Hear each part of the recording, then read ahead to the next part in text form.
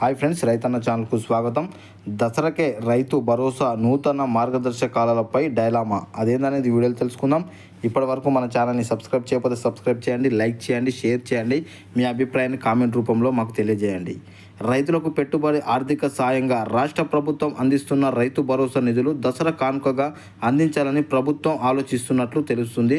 October 12న Dasara పండుగ ఉన్న నేపథ్యంలో అదే రోజున నిధులు విడుదల చేసే అవకాశం ఉన్నట్లు సమాచారం. వాస్తవానికి ఈ రైతు భరోసా పెట్టుబడి సాయం డబ్బులు అన్నదాతలకు జూలైలోగా అందాల్సి ఉంది. అయితే ప్రభుత్వం 2 లక్షల రైతు రుణమాఫీ అమలు ప్రాధాన్యత ఇచ్చిన నేపథ్యంలో నిధుల కొరతకు రైతు భరోసా వాయిదా వేసిన సంగతి తెలిసిందే. గత ప్రభుత్వం హామీలో రైతు బంధు నిధులు అనర్హులకు పాలయ్యాయని భావించిన కాంగ్రెస్ ప్రభుత్వం నూతన మార్గదర్శకాలను రూపొందించాలని నిర్ణయించుకుంది. దీనిపై ఇప్పటికే డిప్యూటీ సీఎం బట్టి విక్రమార్క అధ్యక్ష కేబినెట్ సబ్ కమిటీ జిల్లాలోని పర్యటించిన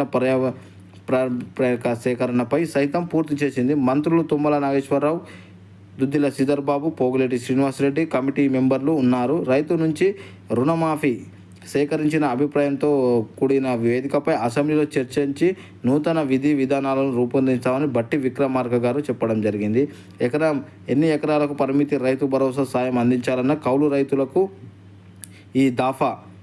రైతులు ప్రభుత్వం ఇంకా సరకత్తులు ఉంది. ఈ నేపథ్యంలోనే ఈ దాఫా రైతు భరోసాను నూతన కార్యవర్గంతో అందిస్తామని మేనిఫెస్టోలో కాంగ్రెస్ హామీ ఇచ్చినట్లు 15,000 అందిస్తామన్నారు. అన్నదాతలపై ప్రభుత్వానికి స్పష్టత కోరబడింది. దీనిపై ప్రభుత్వం ఎలాంటి నిర్ణయం తీసుకుంటానన్నది అన్నదాతలు ఆసక్తిగా ఎదురు చూస్తున్నారు. రైతు భరోసా అమలుపై నేడు కేబినెట్ భేటీలో చర్చించి నిర్ణయం తీసుకునే అవకాశం ఉన్నట్లు సీఎం రేవంత్ రెడ్డి గారు చెప్పడం జరిగింది.